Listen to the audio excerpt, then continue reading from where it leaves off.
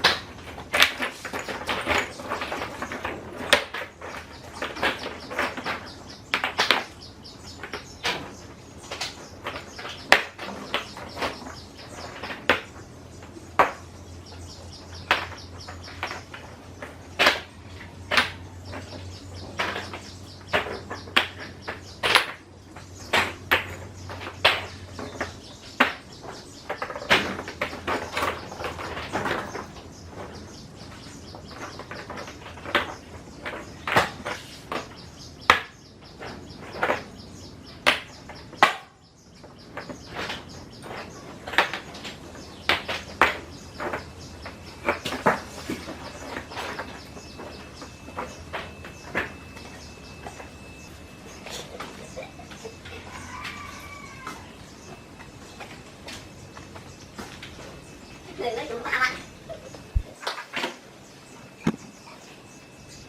bắt cổ hiện hay cái mặt một cái gì bán sáng là con đá lại con này nó lướt con đá chưa dẹp ở đây từng lúc ấy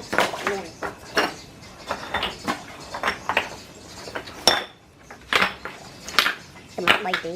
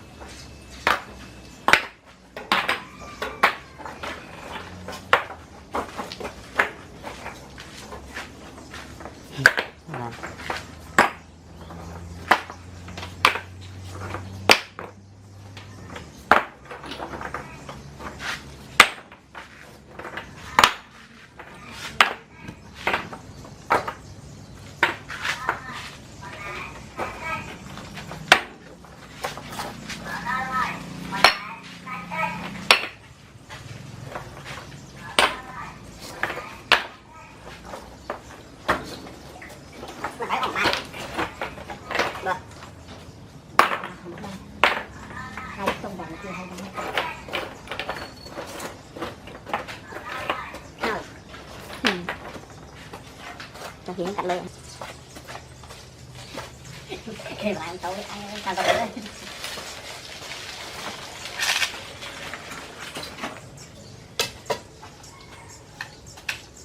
từ này gọt lên đây cái ngón để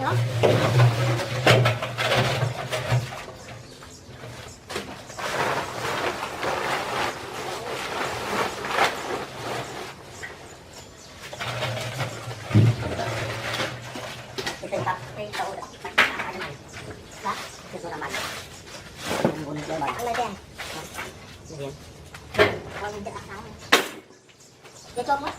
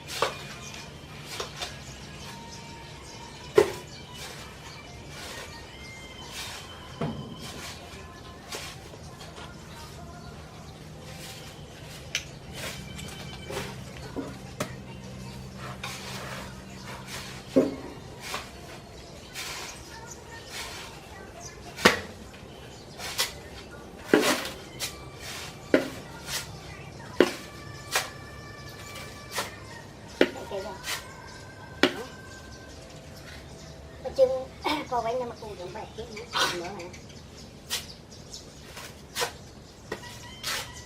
mà đặt bay là 200 bánh chắc là đây được không?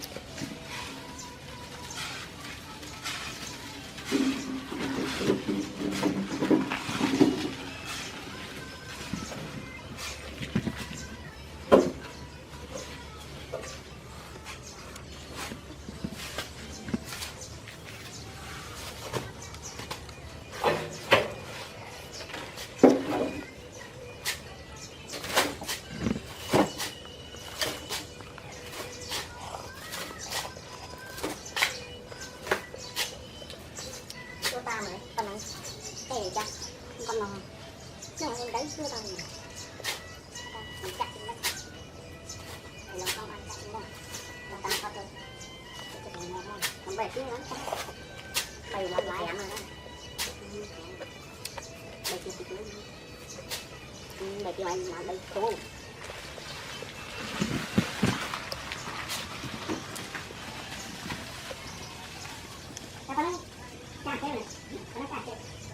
mở mắt ra nè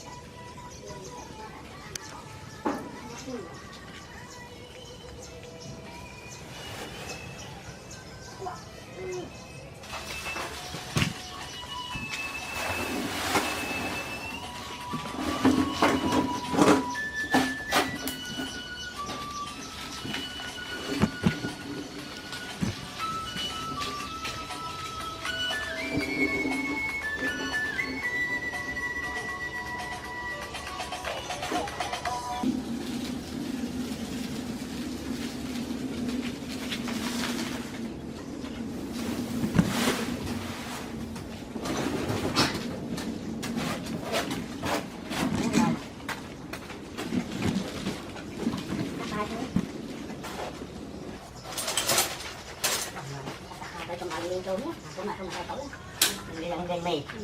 lên mì muốn là đặt mì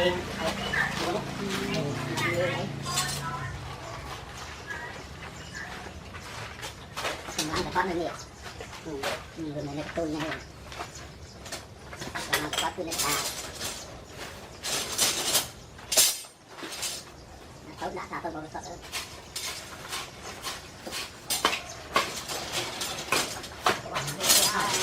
nó qua ra những cái qua đầu nó thẳng phục rồi rồi cái thằng bà đã phải ra để của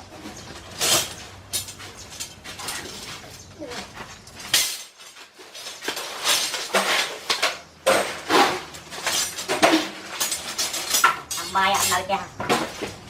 ăn bài không mình ăn bài vâng được được cho tâm lùm lá đi mặt mình chuyện nhưng mà kia đi con nói nó nói nói cắt nó lên cắt anh năm gì sao lại em làm không có nghĩ còn dân chế là tao uống vậy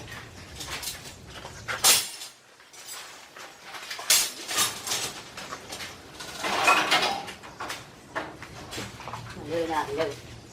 tôi tự thử cũng có không mất rồi chúng ta mang được con từ ăn chỗ